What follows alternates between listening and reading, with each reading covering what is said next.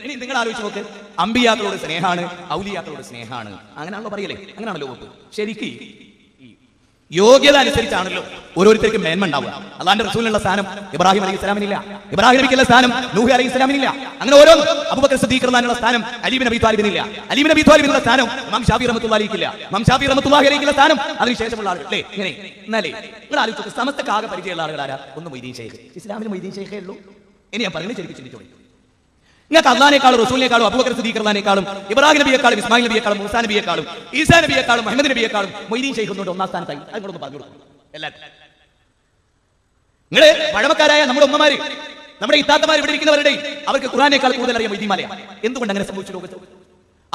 ഹിജ്റ 1000 റസൂലുള്ളാഹി വഫാത്തായിട്ട് 990 കൊല്ലം കഴിഞ്ഞിട്ട് ജനിച്ച് അല്ലെങ്കിൽ എഴുതിയിട്ടുള്ള മൊയ്തീന്മാരെയും മൊയ്തീൻ ഷെയ്ഖും എന്തുകൊണ്ട് ലോകത്തെ മുസ്ലിമീങ്ങൾക്ക് അള്ളാഹിനേക്കാളും പ്രവാചകന്മാരെക്കാളും മഹാന്മാരായി? മുസ്ലിങ്ങളിലെ നല്ലൊരു ശതമാനം മൊയ്തീൻ ഷെയ്ഖ് കാക്കണേ, ഇബ്രാഹിം നബിയെ രക്ഷിക്കണേ എന്ന് എത്ര മുസ്ലിങ്ങളുണ്ട്? അന്ന് ഇബ്രാഹിം നബി പോരാനിട്ടാ തീക്കുണ്ടാരത്തിലേക്ക് വരെ എറിയപ്പെട്ടിട്ട് പുഷ്പം പോലെ എണീറ്റ് വന്ന ഇബ്രാഹിം നബി ഞങ്ങളെന്താ വിളിക്കാത്ത? ഇബ്രാഹിം നബിക്ക് യോഗ്യതൊന്നുമില്ല, മൊയ്തീൻ ഷെയ്ഖിന്റെ യോഗ്യതൊന്നും ഇബ്രാഹിം നബിക്കില്ല. അതുകൊണ്ടാ ജൂതൻ എത്ര സമസ്തമായിട്ടാണ് നിങ്ങളുടെ കാര്യത്തിൽ ജയിച്ചത് അല്ലേ? നേരെ മറിച്ച് നമ്മളെക്കാൾ ഒരു പടി മുന്നിൽ ക്രിസ്ത്യാനികൾ. എന്താ ഏറ്റവും ചെറിയ ക്രിസ്ത്യാനികൾക്ക് എന്ത് പറയാ? പടച്ചോനെ ഈസാ നബിനെ ഞങ്ങൾ വിളിച്ച് പ്രാർത്ഥിച്ച്, മറിയം ബീവിനെ ഞങ്ങൾ വിളിച്ച് പ്രാർത്ഥിച്ച്. നിന്റെ ഭൂമിയിൽ സമസ്താനം ഒരു സാധനങ്ങളില്ലേ റബ്ബേ? അവരാരെ വിളിച്ച് പ്രാർത്ഥിച്ച്?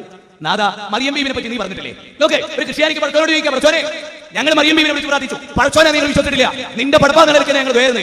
എന്നിട്ടോ നിന്റെ ഖുർആനിൽ 34 സ്ഥലത്ത് മറിയം ബീവിയുടെ പേര് പറഞ്ഞു അല്ലേ? മറിയം ബീവിയുടെ പേര് ഖുർആനിൽ 34 സ്ഥലത്ത്.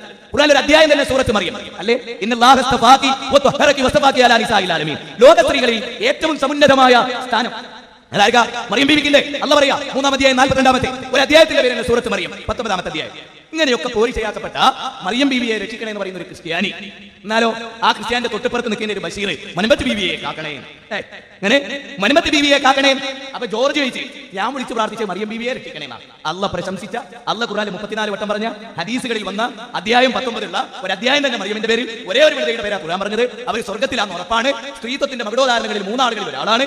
അങ്ങനെയുള്ള മറിയം ബീവിയെ വിളിച്ചാണ് ഞാൻ പ്രാർത്ഥിക്കുന്നത്. അതുകൊണ്ട് തന്നെ എന്റെ പ്രാർത്ഥനയ്ക്ക് ഒരു എന്തുണ്ട്? യോഗ്യതയും അംഗീകാരമുണ്ട്. നീ ഇപ്പം വിളിച്ച് പ്രാർത്ഥിച്ച ആരെ ഒന്ന് പറഞ്ഞേ? മുനമ്പത്ത് ബീവി. പിന്നെ ആരെ വിളിച്ച് പ്രാർത്ഥിച്ചേ? പിന്നെ ഭീമാ ഉമ്മിച്ച. ഇവരെ പറ്റി ഖുർആനിലുണ്ടോ? ഇല്ല. ഹദീസിലുണ്ടോ? ഇല്ല. ചരിത്രത്തിൽ എവിടെയെങ്കിലും കിട്ടിയിട്ടുണ്ടോ? ഇല്ല. അപ്പൊ നീയാണോ വലല്ലാലി എന്ന് പറയാൻ? നിനക്കെതിരാണോ ഞാൻ ദ്വയർക്കണ്ട്? അല്ല എനിക്കെതിരെ നീയാണോ? എന്തൊരു പുതുമ! ചെങ്ങൈമാരെ, ഹൃദയം കൊടുത്ത് ആലോചിക്കുക. അല്ലാഹ് തന്ന ഹൃദയത്തിന് പൂട്ടിടാതെ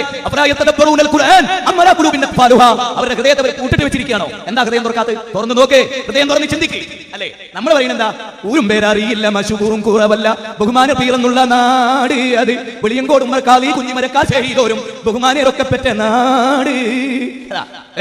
അതെ നമുക്ക് പറയാനുള്ളത്. പക്ഷേ ക്രിസ്ത്യാനികളെ സംബന്ധിച്ചിടത്തോളം ഈസാ നബിയെ രക്ഷിക്കണമെന്ന് അവർ പറയുന്നത് ഒരു നബിയാണെന്ന് വിചാരിക്കാം. നിങ്ങളെ ചില ദർഗയിൽ നബിയും ഇല്ല, ഔലിയാക്കളും ഇല്ല, മനുഷ്യന്മാരും ഇല്ല, ജന്തുക്കളും ഇല്ല, ഒന്നുമില്ല, വെറുതെ കെട്ടി ഉയർത്തിയ മൺകൂന. അതാ നിങ്ങൾ ഔലിയാക്കള്. യോഗ്യത കൊണ്ട് പടച്ചോനാരെ അങ്ങനെ ഇല്ലാത്ത കാര്യത്തിന് സൃഷ്ടിക്കില്ലല്ലോ. അപ്പൊ വിളിച്ച് പ്രാർത്ഥിക്കാമായിരുന്നെങ്കിൽ മറിയം ബീവിനെ അല്ലേ? അങ്ങനെ വിളിച്ച് പ്രാർത്ഥിച്ചവരെ പറ്റി അല്ല പറയുന്നതാ വലല്ലാലീൻ, ഒരു പഴിച്ചവരാ.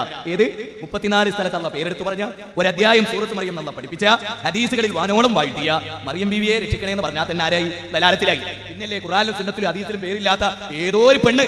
എന്തായിരുന്നു അവരുടെ സ്വഭാവം? എന്തായിരുന്നു അവരുടെ പ്രകൃതം? ആരാ അവർ? ഹിന്ദുവാണോ മുസ്ലിമാണോ? അല്ല നല്ല നടപ്പുകാരിയാണോ ദുർനടപ്പുകാരിയാണോ? ഒന്നും അറിയില്ല, ചീഞ്ഞടിഞ്ഞൊരു മയ്യത്ത്. മയ്യത്തിന് ആരാധിക്കേണ്ട ഒരു ഗതികേടുള്ള ഒരു സൊസൈറ്റി. പിന്നെ എങ്ങനെ നന്നാവുങ്ങള്?